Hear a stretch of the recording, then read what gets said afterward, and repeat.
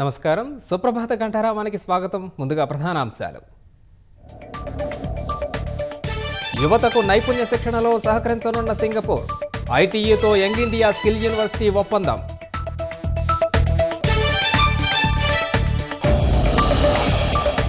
సింగపూర్లో కొనసాగుతున్న సీఎం బృందం పర్యటన. నేడు నదీ పునరుజ్జీవ ప్రాజెక్టు సందర్శన, పారిశ్రామికవేత్తలతో భేటీ.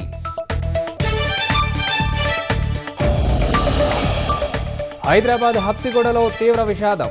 హోర్డింగ్ దించుతుండగా కరెంట్ షాక్తో 2 మృతి.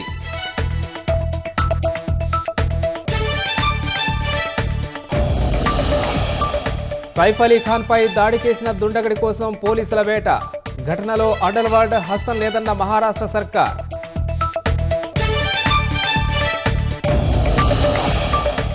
హమాస్తో కాల్పుల విరమణకు ఇజ్రాయెల్ ఆమోదం. రేపటి నుంచి ఒప్పందం అమలయ్యే అవకాశాలు.